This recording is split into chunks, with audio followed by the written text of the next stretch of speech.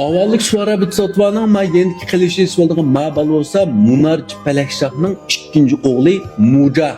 Yani hammamiz tanıygan Nojaning oksuludu asli ma bala. Endi bu Muja qarsaqmi, bu xuddi Nojaga o'xshashla sal qizbalga o'xshaydigan bek chiroyli javob yurek bala ma, shunami? Endi lekin bizga bu yerki Muja qarganda Noja kerak tunish. Nimishqa bu Nojaning ayrim hikoyalari, yaqin chiqqan kinolar bor. Shuning uchun bu yerki Noja bekerek tunuş. Lekin Balyoban Shiyoditki Mayer televiziya teatri mayli kitap qarsak, amaliyotda Muja'nın o'ttirg'i chiqilgan yeri, ko'rinishlari, tasvirlari bu yerki Muja'nikidan ko'p. Chunki mesela avvallik Suara 10 qatim o'ttirg'i chiqsa, 9 qatim chuqum yerki Muja'ni bilib chiqdi. Muja avvallik Suara Bitsotvaning shogirdi. Buni Roib nomi Xuyan. Shuningdek Choshliq Roib Xuyan deb qo'ydi. Çeçi batırıp muşunda atalgan şuna. Endi Muja'nın tunjulup o'ttirib chiqishimi Nojadan burun. Yeni Sunukun to'qash bazmisini qalayimqan qilgandan keyin, bu yerki avvallik Suara asli dastlab Muja'ni avatidu. Muja Sunukuni 50 martam tutishib, yengilib qoladi. Uni kayni qochqitdi.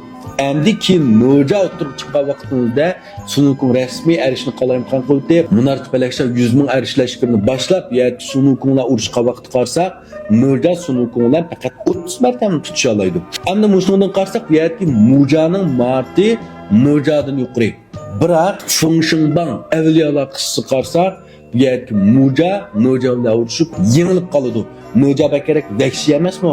Shuning uchun bu yerki g'arb sayohatdan Fungshingbang avliyolar qissidagi bir qism personajlar, bir qism avliyolar bular o'rtaq.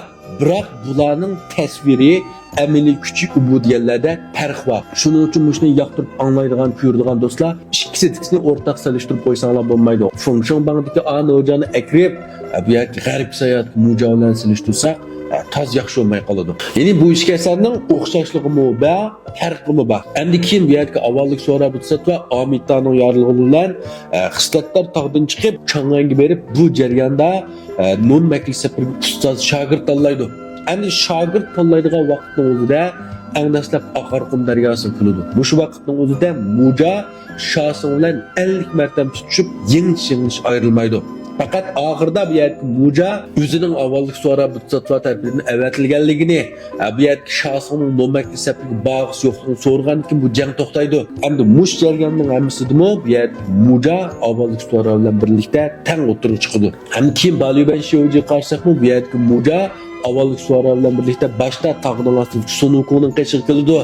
Buni gapga ko'ndirib qo'ygandan keyin avvallik Suara qiyr Roibga o'zgardi, Muja yosh Roibga o'zgardi. Bu ikkisi birlikda Chang'anga berib, Tanrısını non makli safarga tanlaydi. Buningga Zarkasoya bilan 9 tushliq qaqarani taqdim qildi. Endi bu yerki Muja mushundaq bumi Munarchi Palakshahning ikkinchi o'g'li.